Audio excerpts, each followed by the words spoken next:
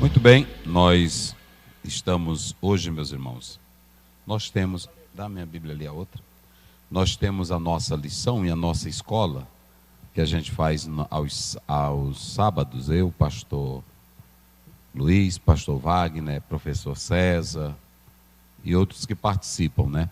Até um dia desse uma irmã mandou uma mensagem para mim: pastor Ziel, só participa aqueles numa escola daquele tamanho. Eu disse: não, irmã, é porque ali é uma gravação particular. Mas lá na sala, quem quiser participar, os sábados, pode participar conosco, não tem problema não. E a nossa lição é a lição de número 3, nós vamos tratar sobre isso, né? Aqui nós temos as abominações do templo. 3 pontos, é a nossa lição, sempre na CPAD, ela segue o estilo de um esboço de sermão. Às vezes 3 pontos, 4, mas de praxe sempre 3. Sobre a visão, ponto 1. Ponto 2, sobre as abominações. Ponto 3, sobre as abominações. Ele coloca abominações 1 e 2. E no próprio texto que estaremos fazendo uso, iremos explicar isso. Aqui são os pontos e subpontos da lição, como aparece aí para você, amém? Quem estiver lá atrás, quiser sentar aqui, porque é uma escola, então nós vamos participar, podem se aproximar mais, pode sentar aqui desse lado, pode vir para cá, então a gente vai estar tratando sobre a palavra de Deus. Aqui do lado, eu coloquei o texto de Ezequiel, uma nova visão, 1 ano ou 14 meses, o personagem é Cristo, um quarto secreto, não há pecados ocultos para Deus, o juízo divino. Esses aqui são os apontamentos do texto. Aqui são os apontamentos do livro. Eu leio o livro de cada capítulo da lição e faço esses apontamentos.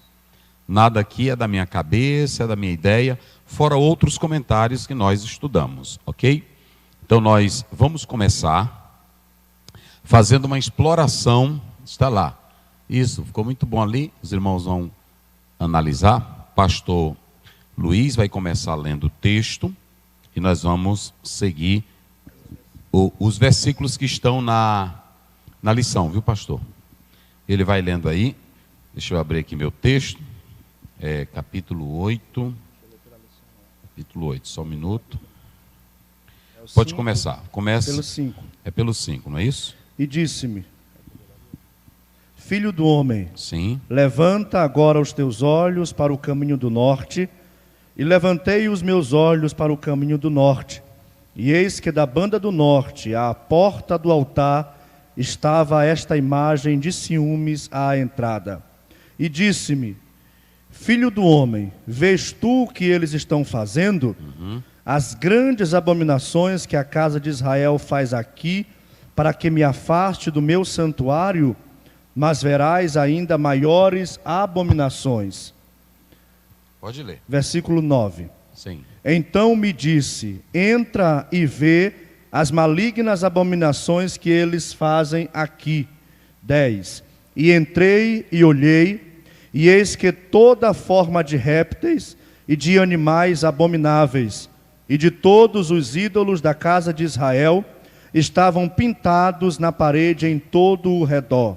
11.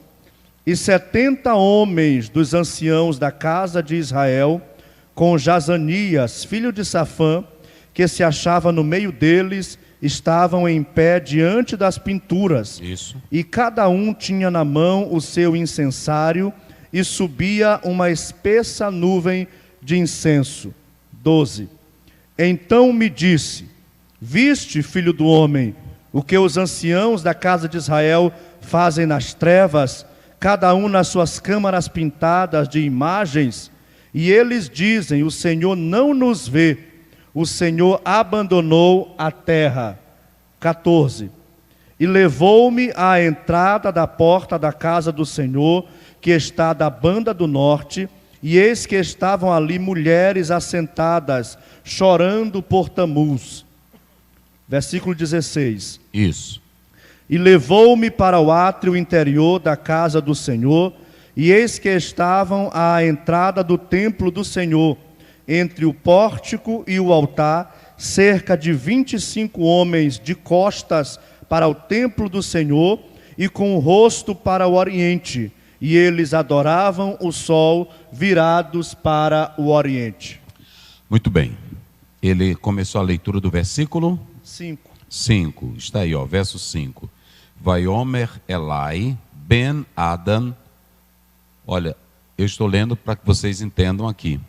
Quando ele diz assim, ó, no verso 5, disse para mim, filho do homem, né, que é Ben Adam.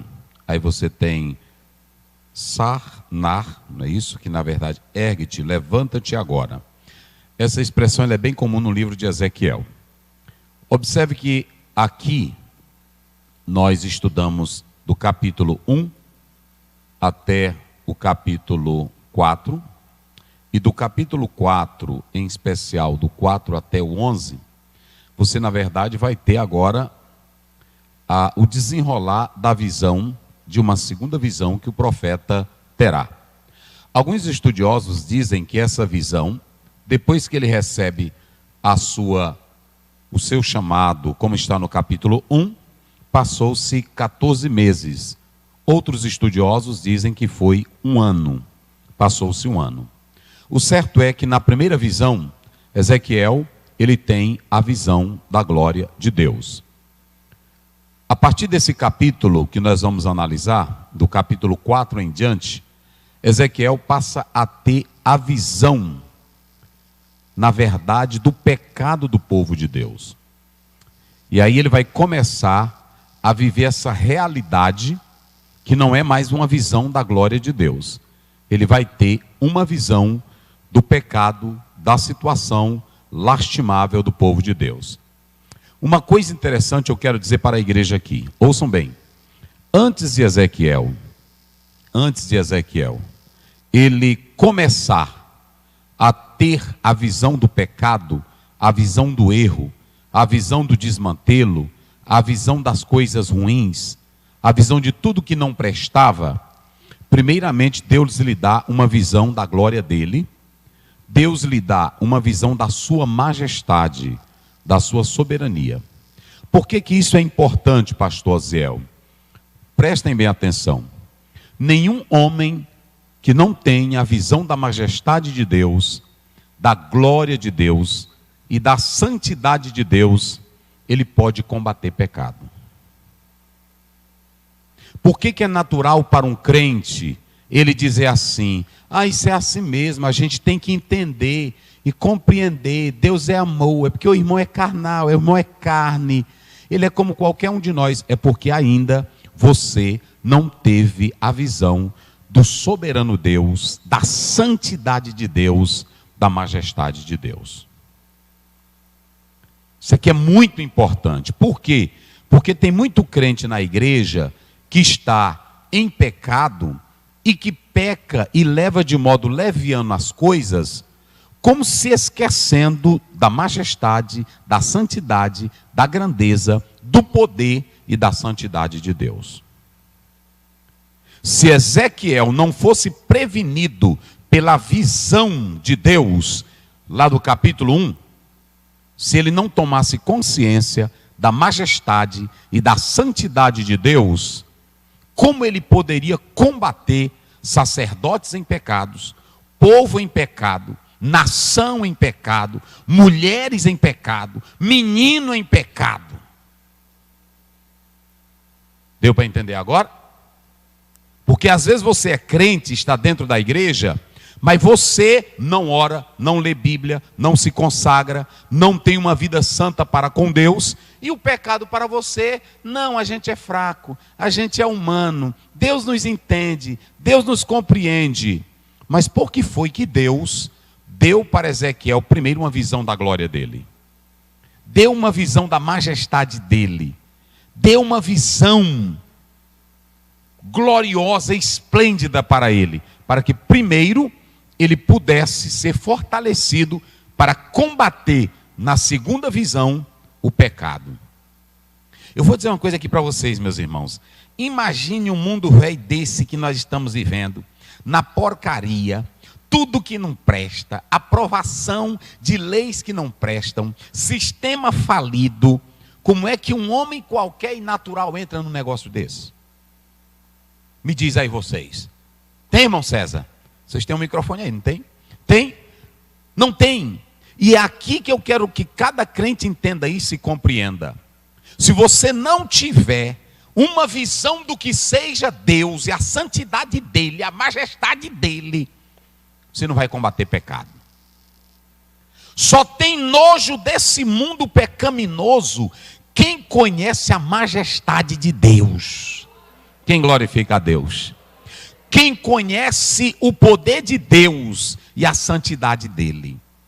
Se Ezequiel fosse com uma visão apenas de um livro de teologia, apenas de uma estruturazinha qualquer, se Ezequiel fosse só com a visãozinha de um curso, que é um curso é importante, mas para combater, olha irmão, para você se levantar contra um pastor que está em pecado, para você se levantar contra uma liderança que está em pecado, para você se levantar contra um rico que está em pecado, para você se levantar na igreja contra alguém que é de uma família importante e ele está em pecado, só se tu tiver visão de Deus. Só se você tiver visão da majestade de Deus. Quem não tem se compromete, quem não tem fica com medo do irmão abandonar a igreja, fica com medo do irmão não dizimar, fica com medo da família do irmão ir embora. Homem que sabe que Deus chamou ele, homem que sabe, ele prega a verdade, ele diz a verdade, e quem quiser ir embora pode ir. Mas ele não compromete a santidade de Deus por causa da vida sua ou por causa do seu status. Então, é aqui que a gente começa. Você observa que Deus, em primeiro lugar, ele dá essa visão. Você não pode combater pecado se você não está preparado pela visão de Deus. Então, essa visão aqui é que ele vai começar a mostrar. Outra coisa, vou lá dizer para os irmãos. Vocês que têm a majestade de Deus e a grandeza de Deus, você pode ver o pecado que você vê, mas você não fica, ai meu Deus, o que é isso? Porque tem crente assim, né? Tem irmão que senta perto do outro e ele começa a contar um negócio. Olha, eu fui lá na casa do irmão fulano de tal e eu soube que ele fez isso e isso. Ai meu Deus, que nojo. Ai, eu não acredito. Pois acredita, irmão, todo mundo que não tem Deus na vida, Paulo diz que ele faz coisa que até falar é vergonhoso. Não é assim? Até falar é vergonhoso. Tem outros irmãos que ficam, meu Deus, eu vou deixar a igreja porque é tanta coisa. Olha, quem está cheio da visão de Deus, da majestade de Deus, da graça de Deus, pode o mundo virar de cabeça para baixo, mas ele está firmado. É desse jeito. Eu fico escutando, fulano de tal pecou, fulano de tal caiu, fulano de tal foi embora. Agora eu me lembro que Deus disse para Daniel no capítulo 12, tu vai até o... E a Bíblia diz em Apocalipse, quem é santo e quem é sujo. Então pronto. É só desse jeito. Quem é limpo se limpe mais. Agora quem é sujo se suje mais. Agora eu vou dizer uma coisa, esse mundão está bem aí em pecado, esse mundo que tem tudo que é liberalidade, mundanismo, para tu entrar nele, eu vou dizer para vocês aqui, esse crentinzinho, que a vida dele é de jogo, é de bebida, é de farofinha, é de conversinha, tu não combate ele nunca. Só entra nesse mundo com fé e autoridade quem tem visão da majestade de Deus. Eita rapaz, meus irmãos, um homem para entrar na bagaceira do mundo. Olha, e às vezes eu prego aqui, e nós começamos, pregamos, aí tem irmão que coloca vídeo, tem irmão que coloca, e aí tem gente que diz assim, pastor Ziel é duro, não, é porque a santidade de Deus, o desejo de eu ver gente crente é tão grande, meu irmão, que arde dentro de mim. E outra coisa, quem tem a visão da majestade, da santidade de Deus e da grandeza de Deus, ele não olha para status, ele não olha para poder, ele não quer saber quem é sacerdote, ele não quer saber quem é mulher sem vergonha. Eu vou já falar para vocês tudinho. Eu vou mostrar aqui a bicha véia ruim. Crente. Ei, meu irmão, para um homem desse aqui enfrentar um negócio desse aqui, Só mesmo se ele tivesse Deus. Se ele não tem, ele não entra num negócio desse. Não entra de jeito nenhum. Então, ó, tem ali, ó, uma nova visão. Deus, ele deu a primeira visão, mostrou a glória, ele mostrou a rodazona, e ele mostrou tudo, e o Ezequiel, que é isso? Ficou até fraco da visão. Aí depois Deus disse, sou eu que estou falando contigo. Depois ele diz no capítulo 2, come o que eu te dou. Depois ele fala no capítulo 3, vai para o meio deles, eles são rebeldes, a cara é ruim. Vocês podem observar, o que tem de pastor adoentado, eu já vi deles dizendo assim, irmão, eu estou doente, porque é tanto problema, e é tanto crente, é porque a visão de Deus e a majestade não consumiu ele ainda. Quando consome, meu irmão, ele não tem medo de nada. Agora tem muitos que estão doentes hoje, é porque estão lutando pelos seus interesses, não é pelo interesse da casa de Deus. Aí não funciona. Então, em primeiro lugar, vejam bem, uma nova visão. Um ano depois, ele tem essa segunda visão, ok? E aí, a visão que ele vai ter é das Olha aqui, se você analisar, Hatoevot do hebraico, se vocês analisarem, eu coloquei essa colocação aí sobre essas abominações, irmãos. Se vocês analisarem ela aí, essa expressão no hebraico é coisa repugnante, abominável, se referindo a ídolos, a comida, a casamento, coisa veamista. Ele diz, eu vou te mostrar no meio do meu povo coisas abomináveis. Diga vocês aí, só quem tem boca, coisas, vamos lá, coisas, Hatoevot, coisas abomináveis, coisas repugnantes, coisas imorais. Irmão, tem crente aí que ele faz tanta coisa que é abominável diante de Deus. Tem irmão, tem irmã, e um homem de Deus não pode deixar de pregar essas verdades, de forma nenhuma. E se você ler o texto, Ezequiel, ele vai falar de 4 abominações. Olha, irmão, isso aqui é muito sério.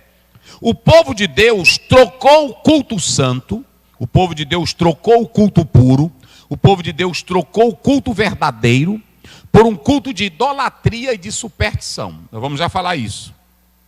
De idolatria e de superstição. Aí o que você tem aqui? Você tem abominações terríveis que um homem na sua humanidade ele não consegue suportar. É por isso que Deus encheu Ezequiel de visões. Deus fortaleceu primeiro Ezequiel para ele ir lá para o lado de fora, para ele ter as segundas visões. A primeira visão era a glória de Deus. Mas é bom a gente ver a glória de Deus. Eu vejo um bocado de gente que diz, eu tive uma visão, eu tive uma revelação, mas ele nunca vê assim. Eu tive uma visão assim, assim, assim. Aí pronto. Para essas visões que massacram o profeta, ele tem que estar preparado. Porque se você não estiver preparado, você vai se envolver com o povo. E Paulo diz que o soldado que milita, o soldado que luta, ele não se envolve com negócios desta vida. O soldado não se envolve de maneira nenhuma. Então, vocês podem observar que ele vai ter essa visão.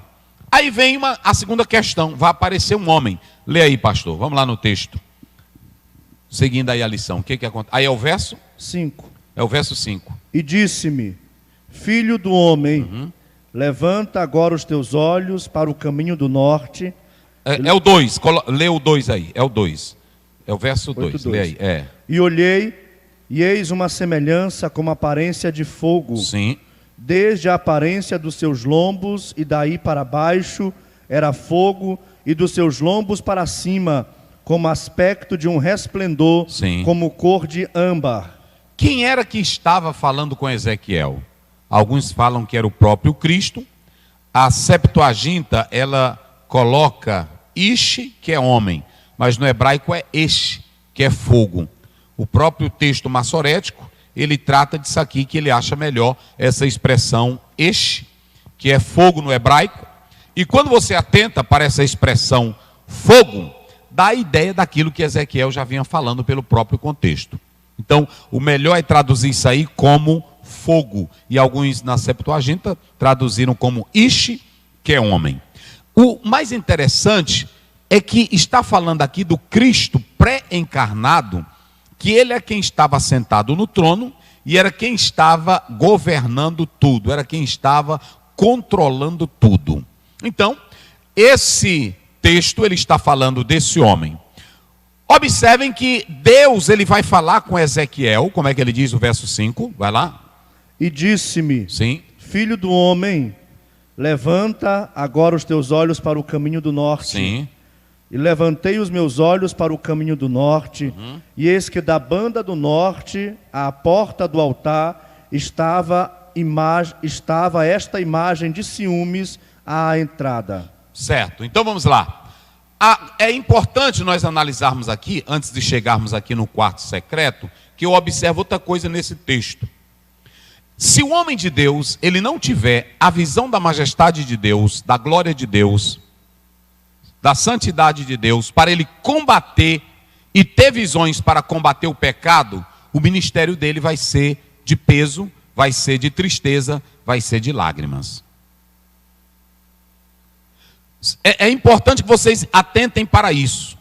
Tem muitas pessoas que o ministério delas hoje é de peso, é de angústia, e tem deles que estão dizendo assim: deixa Deus resolver. Ora, se é para deixar Deus resolver, por que Deus colocou na igreja a liderança?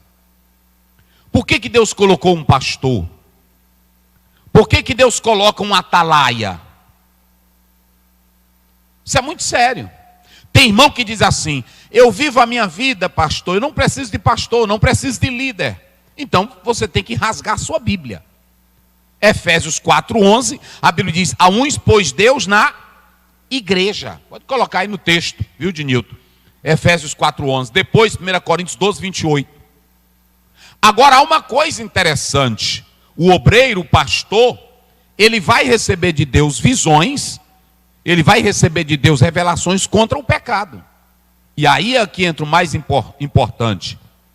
Que se você não tiver essas visões, se você não tiver essas revelações de Deus, você não vai suportar a segunda visão. Vocês sabiam que aqui nós vamos ter sacerdotes, aqui nós vamos ter liderança, que vai estar comprometida com o pecado, e que a obra de Deus para eles será um peso? Por que a obra de Deus para essas pessoas, ela se transformará em um peso, ela será cansativa? Porque quem está em pecado, quem vive nas abominações, não tem prazer no serviço do Senhor. Quem canta em pecado não tem prazer de adorar a Deus como é para ser adorado. Quem lidera no altar em pecado, é por isso que tem muitas igrejas aonde os cultos são frios, sem vida, sem alegria. A igreja é apenas uma instituição. Sabe por quê? Porque a liderança dela está em pecado. E não sou eu que estou dizendo, é Ezequiel. É Ezequiel. Ezequiel, ele diz claramente que todos estavam em pecado. Nós vamos já falar dessa liderança em pecado.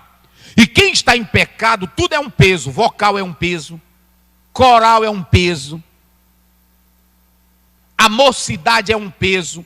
Porque há hoje pecado escondido no meio da mocidade, pecado escondido no meio da liderança, pecado escondido no meio da igreja. E quando você tem pecado, não há prazer em você em servir a Deus e nem cultuar a Ele com o teu serviço.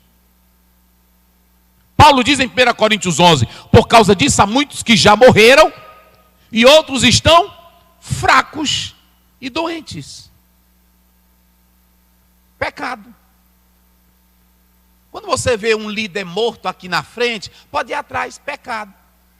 E esse pecado é só adultério? Não. O pecado pode ser desviando dinheiro da igreja, porque ele não tem mais prazer em investir na igreja, ele quer investir nele, ele quer investir na família dele, ele quer adular a família do fulano de tal, ele quer adular o irmão fulano de tal, porque o ministério dele já perdeu o foco.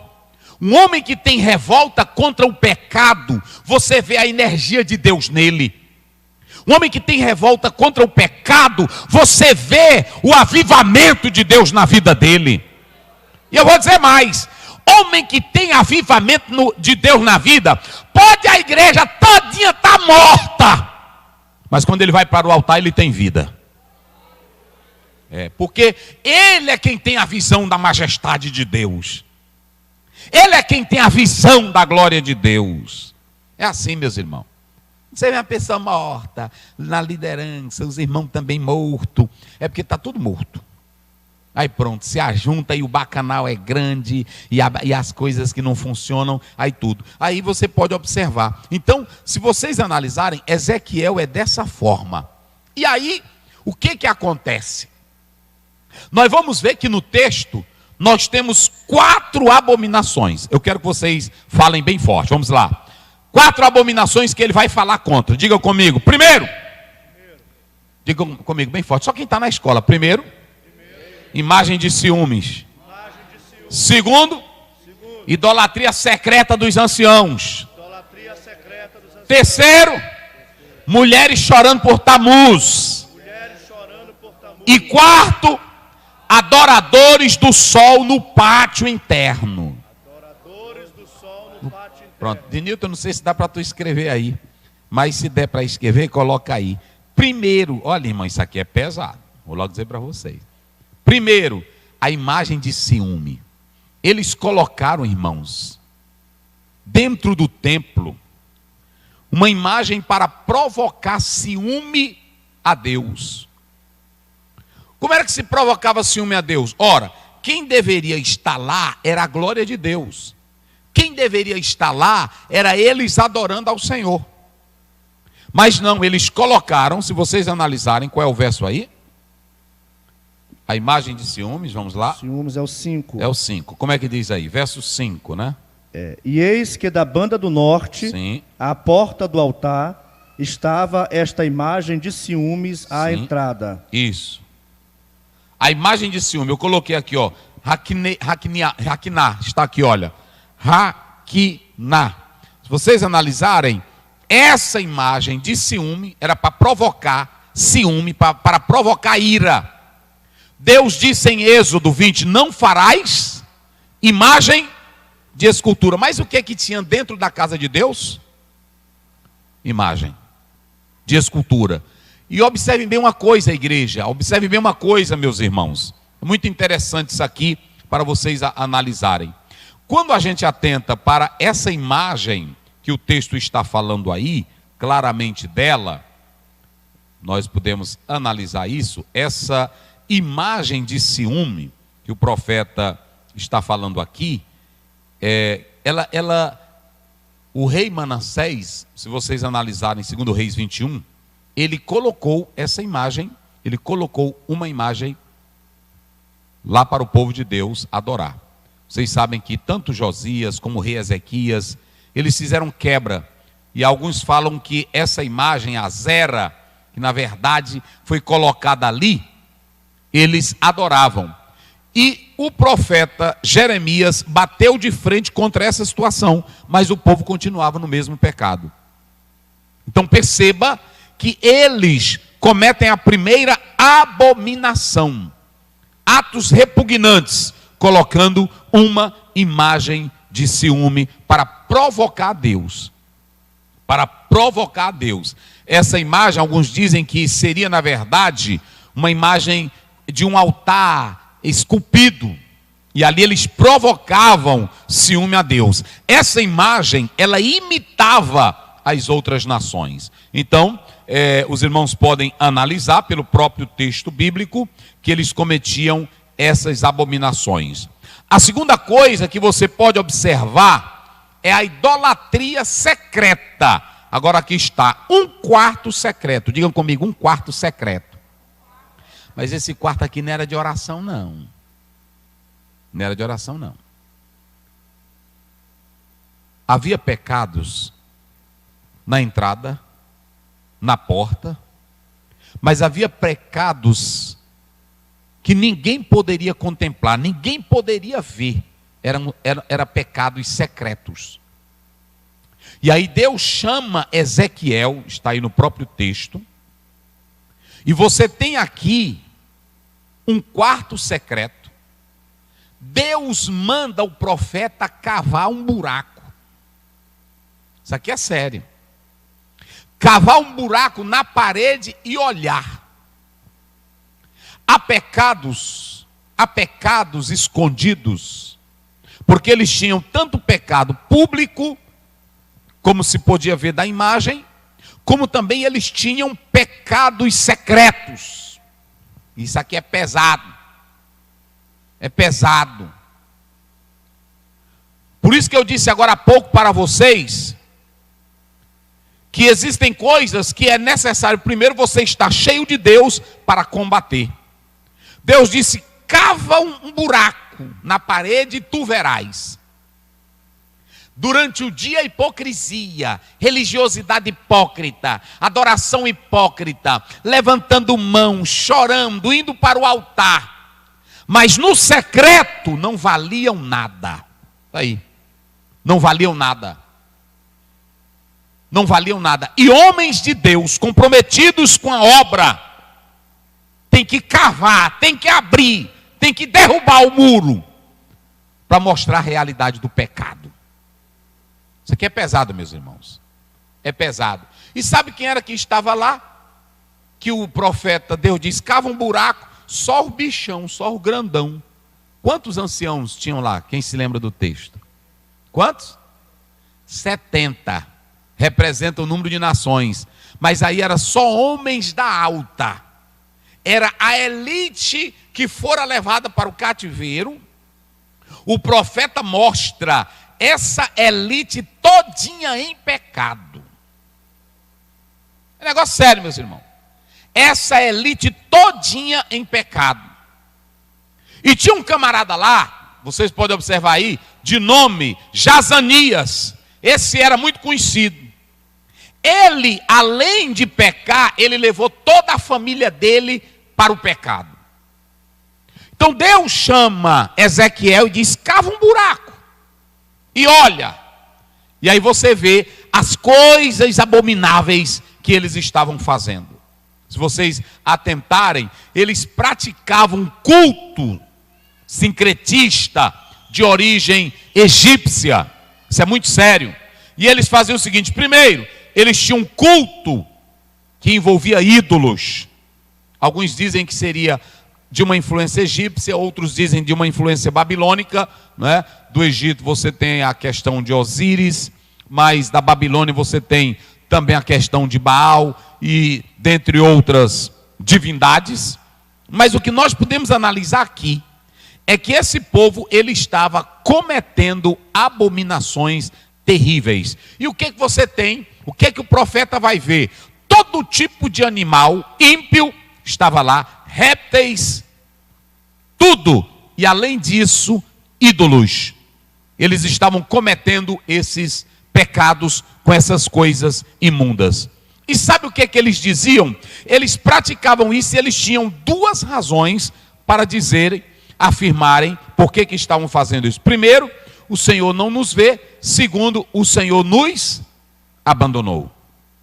Então, perceba que nesse quarto secreto de pecado oculto, de pecado miserável, estava esse povo. Se Ezequiel não tivesse visão da majestade de Deus, da glória de Deus, como era que ele poderia combater esses anciãos?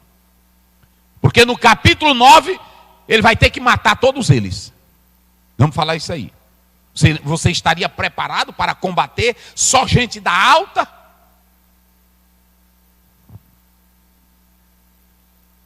Eu estar aqui no púlpito, olha, né? Pronto, cante um hino aí, amém. Pastor, a fulana de tal está adulterando, fulano de tal está... É assim mesmo, Jesus entende. Vai chegar o dia. Pode caçar o que fazer, porque tanto esse pastor, ele vai afundar o ministério dele que já se acabou, como ele vai afundar também a igreja. Vocês têm que entender a importância de um homem de vida consagrada. Esse altar aqui, ele precisa de um homem que conheça e tenha visão da majestade de Deus, de quem está sentado no trono. É negócio sério, meus irmãos. É negócio sério. Aí o Ezequiel botou, cavou um buraco quando olhou pela visão, porque a Bíblia diz que Deus pegou ele de Jerusalém, leva claramente lá para essa região, e ele tem essa visão, e ele vê tudo que não presta. O mais interessante é que alguns dizem que ele estava em uma transe, mas aqui é o efeito espiritual que Deus está fazendo com esse profeta. E quando Deus mostra, Deus vai dar estrutura para Ezequiel. Esse homem aqui foi pesado, irmão. A mulher dele vai morrer, Deus diz para ele não chorar. Negócio pesado. Só que como ele já tinha tido a primeira visão, agora Deus dá a segunda. Deus nunca dá uma visão de desgraça sem primeiro mostrar para ti a graça. Porque tu só vai aguentar a desgraça se tu souberes o tamanho da graça. Não é assim? Se você não souber, você não entra. Isso aqui não é para pessoa que brinca. Ministério aqui não é para pessoa que faz de conta. Isso é muito pesado. Então, a primeira abominação, vocês sabem, ele vê uma imagem de ciúme colocada no templo. Olha lá. O que é que colocaram no templo? Diga bem forte. Qual foi a primeira coisa que colocaram no templo? A primeira abominação? Isso, vamos lá, só quem tem boca, bem forte. Colocaram no templo a primeira abominação, o quê? A imagem de ciúme. Eu pergunto aqui hoje a vocês, tem imagem de ciúme na casa de Deus hoje? Tem. Às vezes tu não está adorando um ídolo, como Tamuz, como Baal, como Azera, mas tu estás adorando o ídolo homem, estás adorando o ídolo pastora, o ídolo pastor, o ídolo cantor, não é assim? Tu estás adorando o ídolo igreja. Quando eu falo de ídolo igreja, é o ídolo placa da igreja. Irmão, tem tanto ídolos velho dentro de nós. Quantos não estão no ídolo dinheiro? Não é isso? No ídolo dinheiro, só prega se tiver dinheiro, só canta se tiver dinheiro, só pastoreia se tiver dinheiro. Por isso que eu estou dizendo. Aí tu chega na casa de Deus, na hora que tu entra, tem uma estátua zona, uma imagem, tu tem coragem de quebrar ela? Será que tu tem essa crença de tu chegar na casa de Deus e essa imagem espiritual e tu dizeres assim, olha, Deus não aceita isso? É pouca gente, irmão.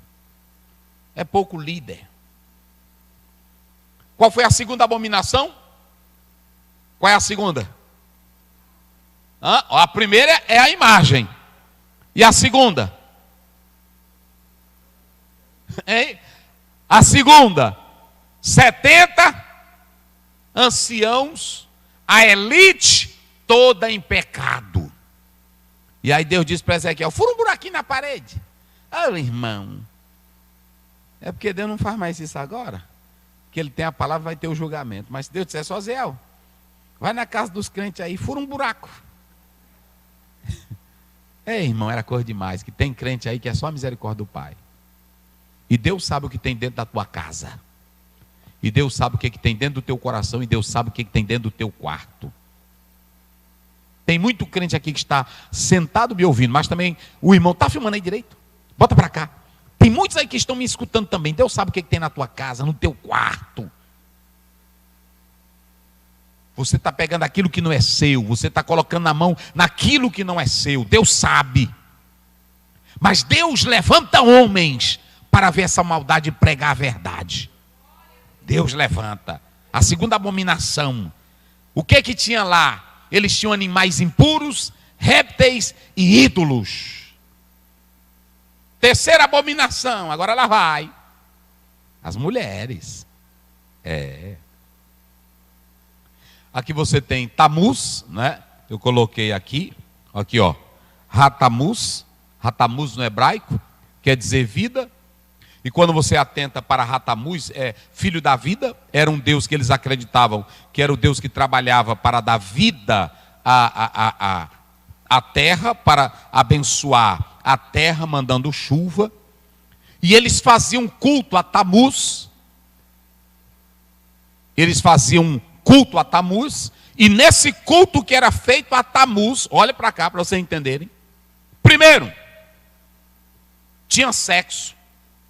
Mulheres ficavam nuas e homens e faziam sexo para a vida, a fertilidade acontecer.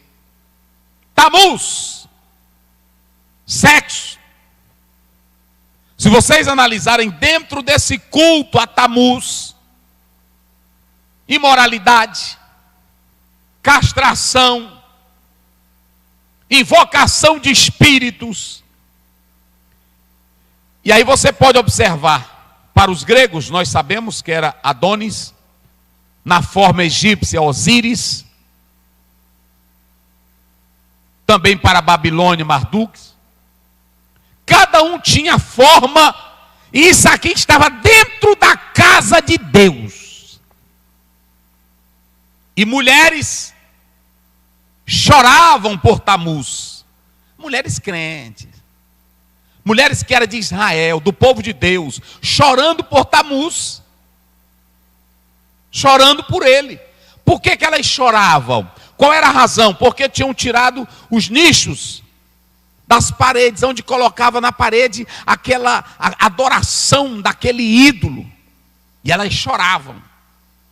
O texto diz que as carpideiras, elas choravam, e essas mulheres, elas incentivavam também outras a chorarem. Irmão, isso aqui é negócio sério.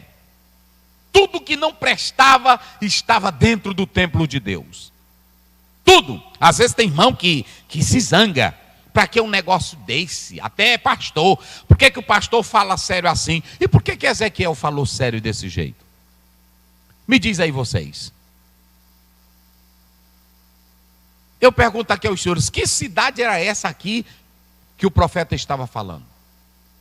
Hã? Era o quem? Olha aí, ele já disse. Era a cidade de Jerusalém. E Jerusalém, Deus escolheu para pôr o nome dele em Jerusalém. Mas essa cidade, digam comigo, cidade, bem forte, cidade, gente e o templo. Mais uma vez, cidade, gente e o templo. Irmãos, o povo não prestava mais para nada. Primeiro, colocaram a imagem de ciúme. Segundo, 70 anciãos, ancião, irmão. Aqui a palavra hebraica, eu coloquei aqui, se vocês analisarem, está aqui, ó. Essa expressão aqui, ó, veziknei, essa expressão aqui no hebraico, zakem, é um senhor de idade, mas também poderia se referir a um líder. É o presbítero do grego que fala de um ancião. Só que aqui os velhos não estavam valendo nada. Tem irmão que diz assim: respeite meus cabelos brancos. É verdade. Se você for um homem de Deus, sincero, um velho de caráter, nós vamos lhe respeitar, sim ou não? Agora, pecado, tu pode ter 100 anos, nós não respeita. Tem irmão que pensa que Deus trata ele pela velhice. Deus trata tu pela tua santidade. Tu já viu meu servo Jó? É assim. Tu já viu o homem Noé? É assim. Tu já viste Abraão? É assim. E Abraão com 90, quase 100 anos, Deus chegou para ele, está lá em Gênesis 17. Olha, cria vergonha na tua cara, anda perfeito. Eu não dou bênção para quem é sem vergonha. Vou logo dizer para vocês. Aí entrou aqui, pastor, esse aqui tem 100 anos. É o nosso... O pecado de pedofilia acontece mais dentro de casa, é com velhinho. Deus honra velho, mas é velho crente. Deus honra velha, viu, minha irmã? Se tu é uma velha, porque o que tem de velha ruim, irmão, a gente nem conta.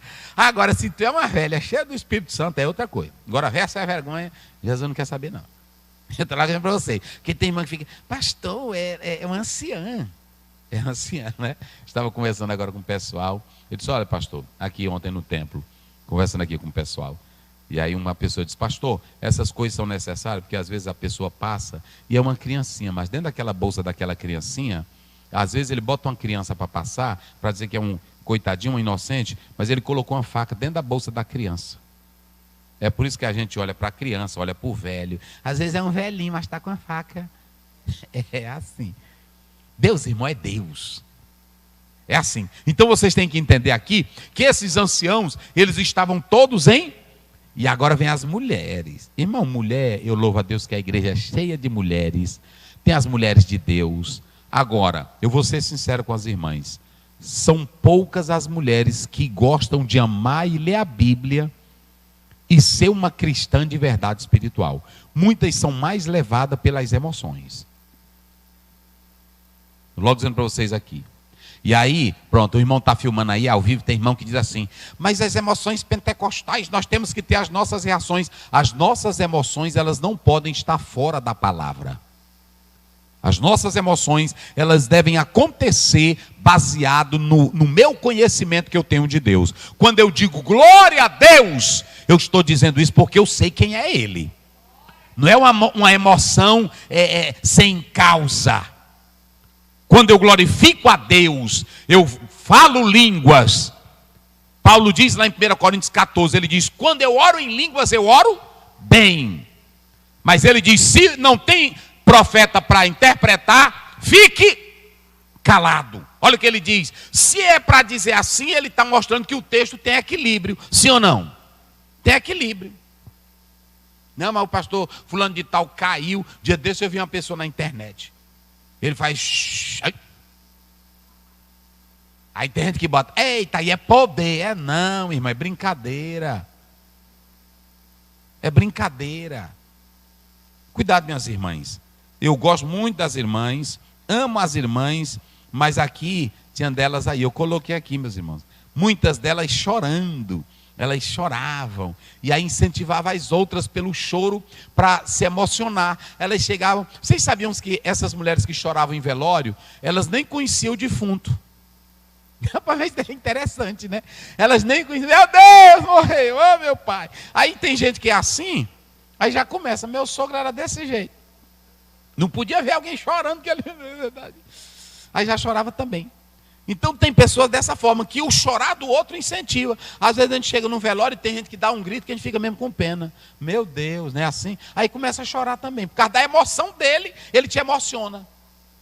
Aí ele te emociona. E essas mulheres aqui entravam chorando por Tamuz, e as outras fraquinhas acompanhavam o choro dela.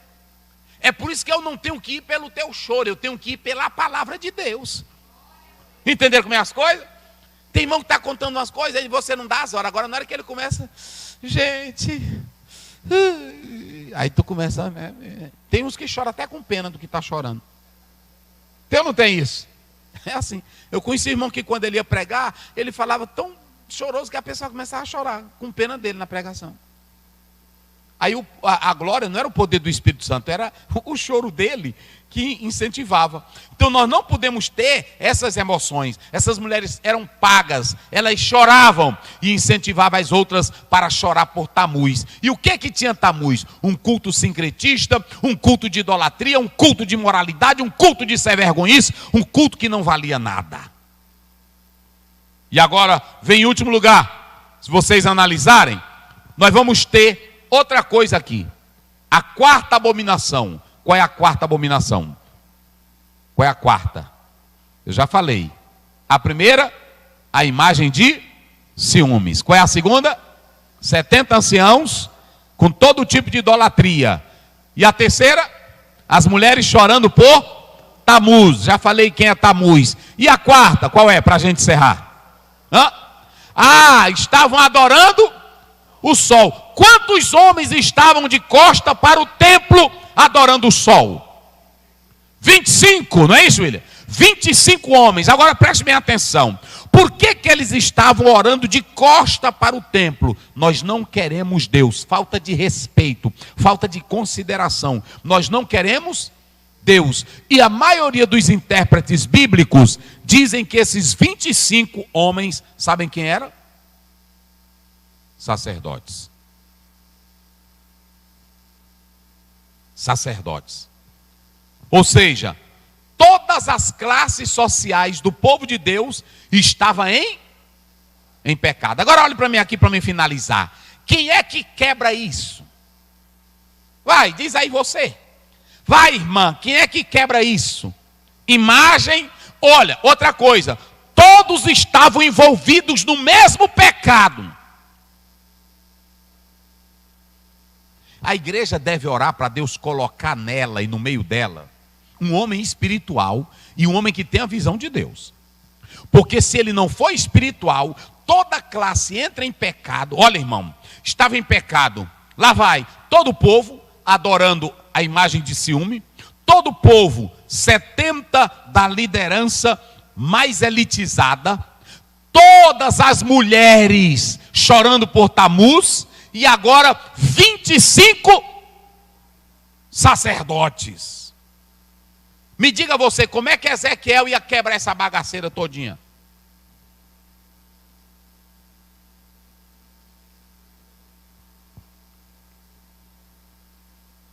Me diga.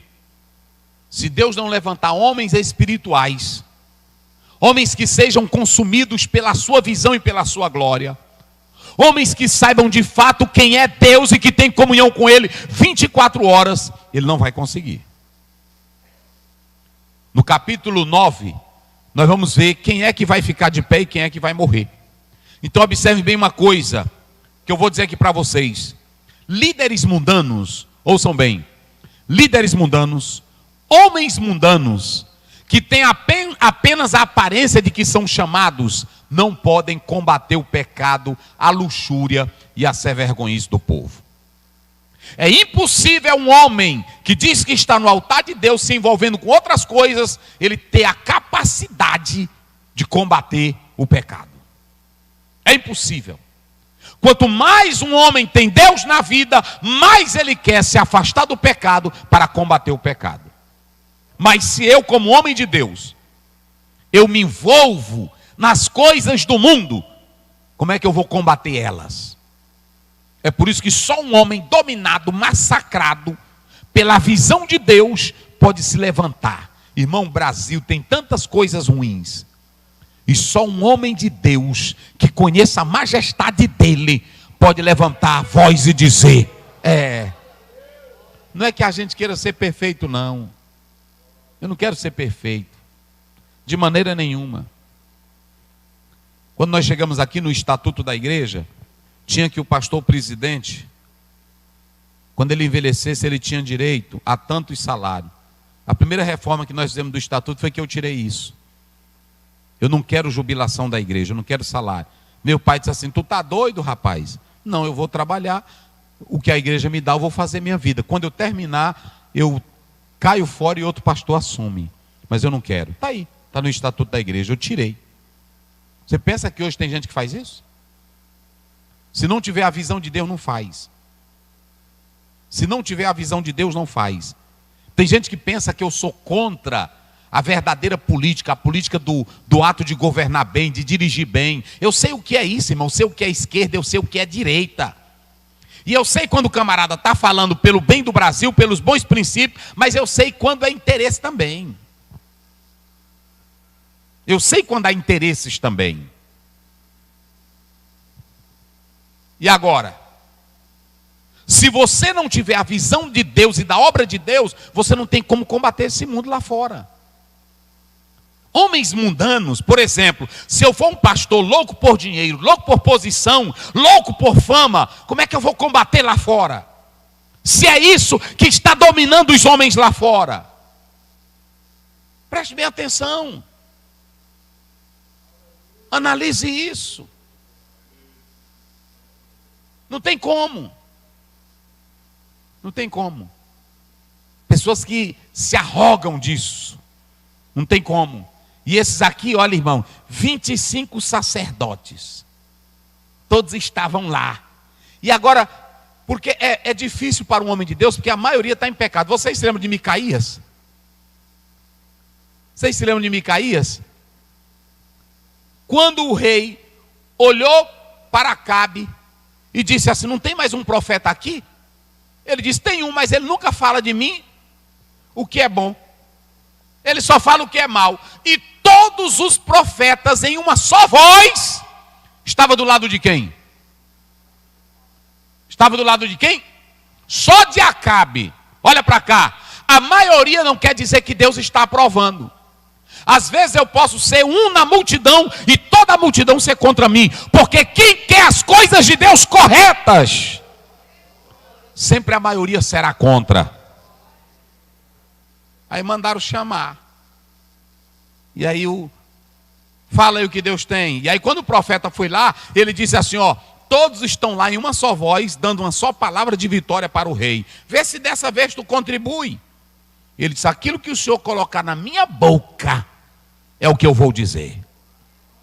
Chegou lá e o Acabe, me diz aí alguma coisa. Ele disse, não, pode ir. Ele disse, eu não já disse para falar no nome do Senhor? Diz. Ele disse, eu vi Israel disperso. Eu vi Israel como sem pastor espalhado. Aí ele disse, eu não te disse que ele só fala mal? Bota ele aí na prisão. Vamos tirar pão e água. Bota aí da amargura. E quando eu voltar, ele disse, tu não volta. Eita, irmão, é assim que é homem de Deus, não é assim? Tu não volta, majestade. E se tu voltares, Deus não falou na minha boca. Tu pode ir, mas tu não volta. Aí o rei ficou com medo daquela palavra. Ele disse, eu vou me disfarçar. Rapaz, pegou as outras roupas. E aí disse para Josafá, não é isso? Olha, é o seguinte, tu trocaram de roupa. E aí pronto, e os homens batalhando. E o outro exército inimigo diz assim, ó, eu não quero outra pessoa senão o rei de Israel. Não é para procurar outro. E aí um soldado estava terminando o dia, já disse, rapaz, eu não achei o Acabe, velho. Aí pegou uma lança e jogou a ermo. Rapaz, batalha, velho, que nós não ganhamos nada. Aí jogou. Aí Deus botou um satélitezinho controlado na lança. É assim que Deus faz. Cadê o Acabe? Cadê o Acabe? Ei, cadê o Acabe? Cadê o Acabe? Pronto, furou ele.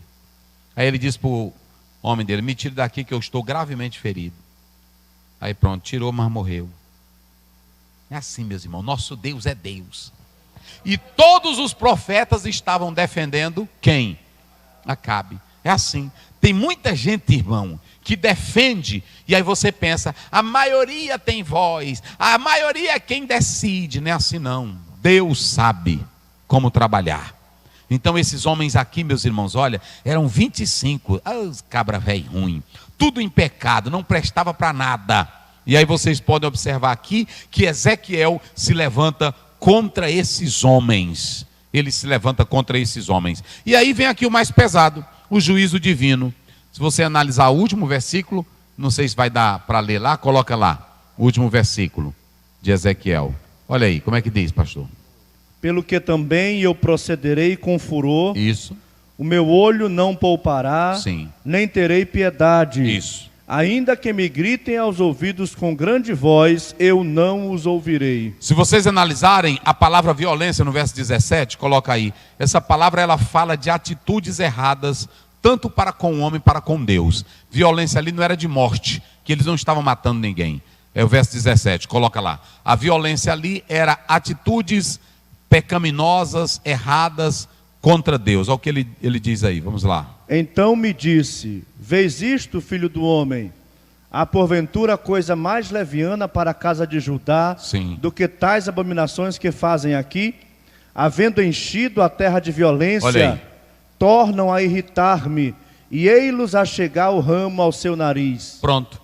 Então aqui, ó, Deus vai trazer juízo, porque eles estavam todos esses pecados e enchendo a terra de coisa que não prestava. Então, aqui, ó, característica da literatura apocalíptica, marcado por visões e por símbolos.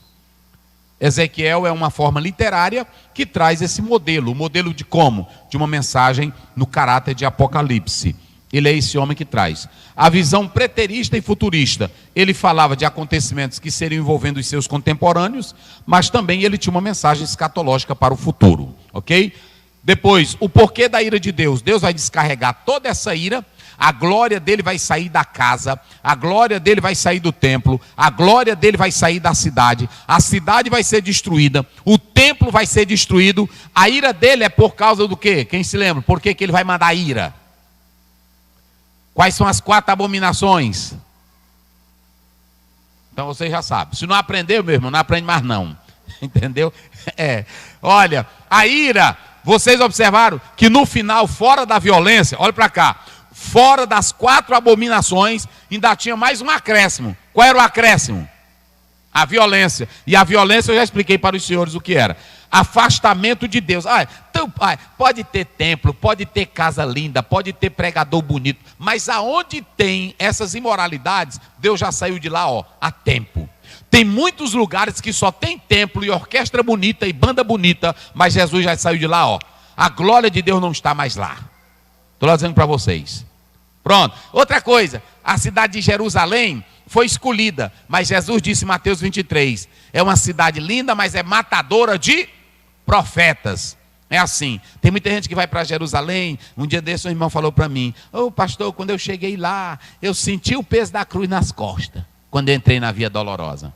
Eu disse: vai mentir lá para... Mas tem gente que tem as coisas. Eu senti, pastor. Primeiro que muita coisa mudou, irmão. Muita coisa. Tem um teólogo velho liberal chamado Paul Tillich, que ele diz assim: a Jerusalém que está lá hoje é mais comercial. É mais comercial.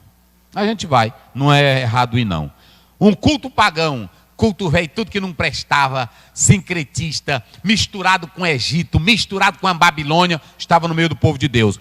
Hoje a igreja tem muitos cultos nossos que estão com práticas macumbeiras. Vou logo dizer para vocês, vocês podem se zangar, eu não estou me importando, que eu sou profeta de Deus. Tem muitos cultos que nós estamos fazendo que a prática é de macumba. É assim. É de tremelico, é de baixar a cabeça. Logo dizendo para você. Né? Antigamente, irmão, nossos cultos eram lindos. A igreja cantava, glorificava a Deus. E aí Jesus tomava um crente em língua estranha. Ele sentado mesmo no banco dele glorificava. Não era assim? Mas hoje não. Hoje não. Tem um marcha, tem um negócio, eu não sei não. Rodopiar. Aí, a esposa de pastor, ela sabe disso. Ela conhece, eu nasci nisso, meu. Ninguém é contra o Espírito Santo, não. Quem sou eu para atrapalhar o Espírito Santo? Agora, tem coisa que eu sei que não é nossa. Eu sei que não é nossa. É assim. Aí tem irmão que fica assim, olha para cá. A outra também na frente. Aí as duas pegam. Você faz, onde é que tem isso? É de Deus? Aí pronto, aí faz trenzinho, né? Faz trenzinho. Trenzinho, aviãozinho, fala o quê? Isso não é poder de Deus. Línguas estranhas é coisa do céu. Poder de Deus a gente sente. Você pode estar aí no seu lugar, glória a Deus, e o poder de Deus te tomar em mistério, e você fala aí que a gente sente, é de Deus. Agora tem muita coisa que não é de Deus, é invenção sua. Não tem nada, aí pronto. E aí é desse jeito. Liderança desviada.